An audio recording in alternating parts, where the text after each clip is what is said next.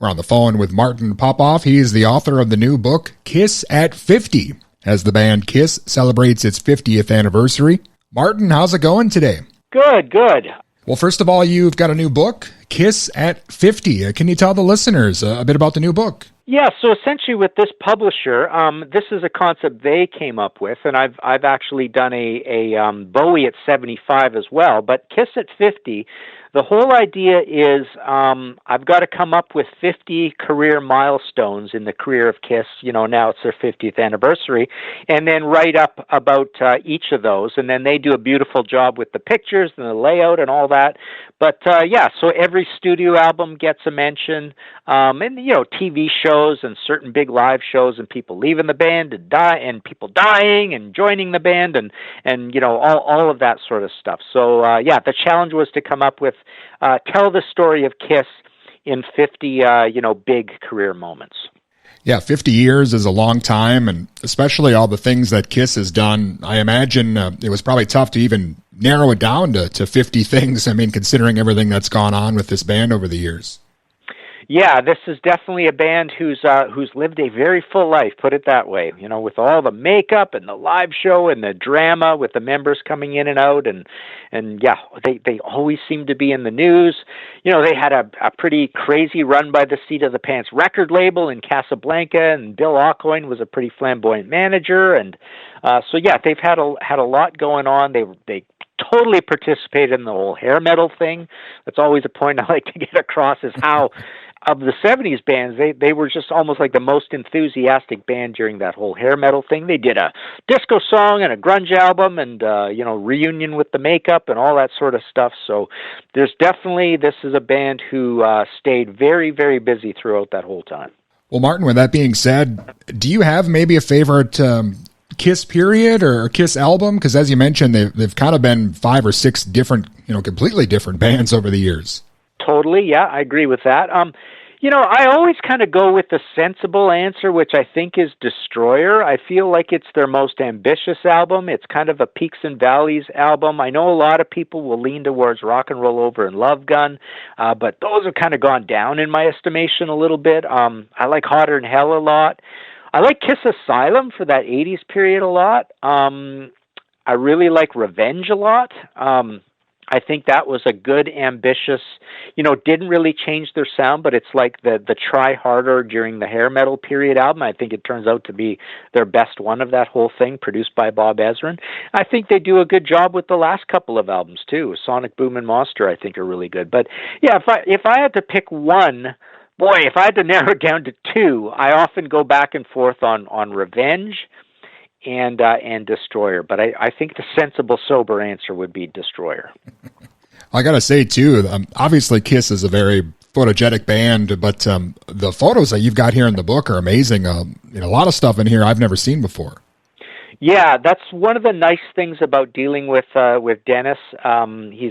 He's my editor over there at Voyager. I've done like 10 books or a dozen books for these guys, but he basically is a super smart music guy himself, and he sources a lot of this stuff, and then we collaborate. Sometimes I do captions, sometimes he does the captions, but no, all I really have to do is turn in the text, and then he does all that. It's funny, once in a while, you know, I'll pick a career milestone, and the first thing that goes through his mind is, I don't think I can get any pictures for that. You got a different one? So there's even sometimes a little back and forth on you know, him knowing what he can get a good picture for. But that's actually quite rare usually. But no, they do a good job in that department and in the layout department. I love the you know, the picking of the text and where things all go. So yeah, it's a pleasure to see these things when they're finished. That's for sure. And again, Martin Popoff's with us. We're talking about his new book, Kiss at 50, and, you know, talking about all the different genres, I guess, they tackled throughout their career. I think they had some success in the 80s, I guess you could say, and then, you know, some lean years as far as the U.S. goes. Do you think they would have been better off maybe if they had stayed the course and, you know, kept the makeup, or was it the right call to unmask there after a while? I think it was the right call, because I think people probably, as time goes on and rock and roll ages and more things get added to the pile, they might have been looked at as a bit of a joke or a caricature had they kept the makeup. So I think it was a good idea.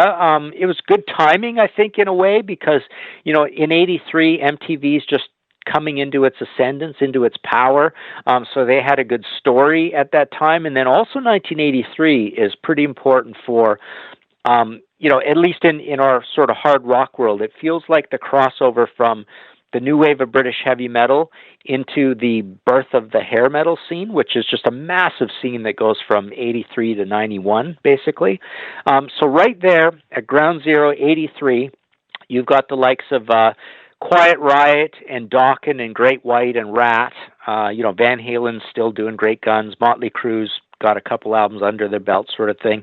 But Kiss is right there to be part of the 70s contingent who's going to operate in this realm. And I think it was a good idea to do that then, to give them a little extra news, and then they go forward and they stay very busy through that period. They're not super successful, but albums are going gold and stuff, right? So yeah, I think it was a good idea, and as we all look back, I mean, it feels like we complained about that era a lot, but when we look back, it's almost like we're glad that it all happened. Well, and it really kind of almost takes a back seat, the music, as far as everything else they've done over their careers. The comic book and the dolls, and the Kiss Army and all the merchandising. I mean, it's a lot of huge innovations outside of the music. I guess really changed the industry and the way they do things now. Definitely, and I think even the more important change is just how much they poured into the live show in the beginning. I mean that whole coming up with the whole makeup and the studs and leathers and smoke and fire and lights, and I think they really raised the game for concert production. And if you think about it, they caused a massive growth in that industry just by having concerts become so much more complicated after Kiss, right? So they were a big part of that as well. And yes, sure, the merch thing all along the way. But the Beatles had done a lot of merch too, although that was a little more Wild West, where I think the licensing and stuff wasn't as clear in the Beatles' day as it became with Kiss. But a lot of innovations along the way, and the music was almost destined to take a little bit of a backseat, because even there, they vowed to keep the music really simple and hooky, and possibly it was a very conscious effort, because they know there was going to be a lot going on stage. But they did they liked Slade, and they liked that simple meat and potato sound anyways.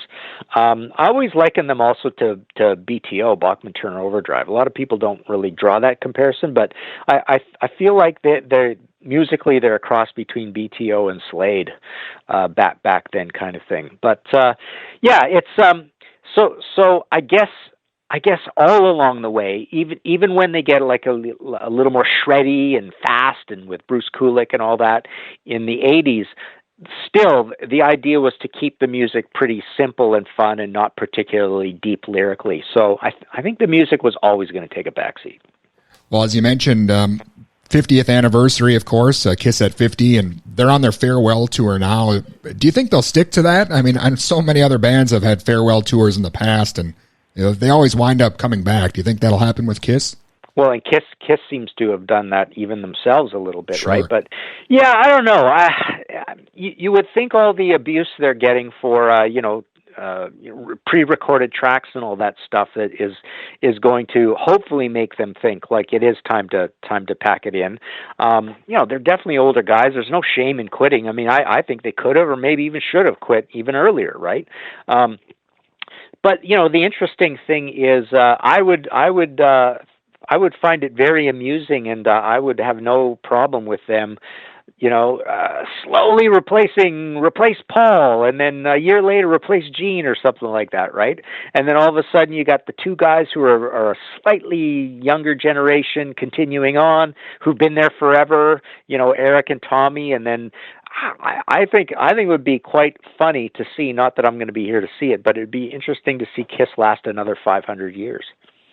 Yeah, I know they've talked about that, and I guess if any band could pull it off, it would be them. They've kind of run their band more as a business than a band, so I'm sure that would probably work out if those guys did try it. Dustin, but the other band I always compare them to is Lynyrd Skynyrd, right? So you think of Skynyrd, they did the really smart thing in having this Johnny Van Zant come in to replace Ronnie, right? He looks like him, he sings like him, he's been there forever. They've made tons of records with him. So it's almost like when all of Skynyrd is dying around you, they've got the connective tissue of guys being there a long time and settling in and writing and stuff. And Ricky Medlock's certainly a big part of that band, although Ricky's not young anymore either. But I just feel like a lot of bands, if they thought about this more, they could, look at Deep Purple. Deep Purple's got one original member, right? I think a lot of these bands, if they thought about it more and planned it more ahead of time, I would like to see more of them just slowly change members over time and let them settle in and be the guy everybody thinks about. It's like, oh, the young guy, he's been there for 30 years already, right? And you forget about it, right? But it would be cool to see that go on. But yes, with Kiss, they've got that added thing with the makeup where they could really, the novice out there in the crowd, or people don't care, or people, say that the character means more than anything, and you are just playing a character. There's that whole philosophical bent to it as well.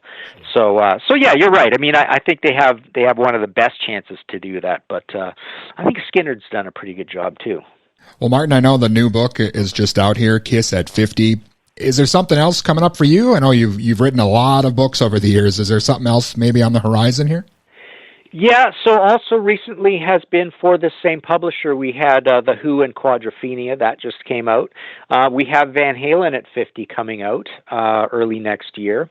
And for my UK publisher, I've done some interesting panel books, where a brand new one that just came out was Dominance and Submission, the Blue Oyster Cult Canon. So just assemble a panel of buddies who are smart on Blue Oyster Cult and do a Q&A moderated thing on every studio album. So we've been doing that. So yeah, lots. There's lots always coming down the pipes. Excellent. Well, it's been great speaking with you, Martin, and I love the new book, and I'm hoping we can maybe speak again sometime when another one comes out. Absolutely. Just keep in touch. We're on touch by Facebook as well, or through Steve, but whatever. I'm glad to chat with you.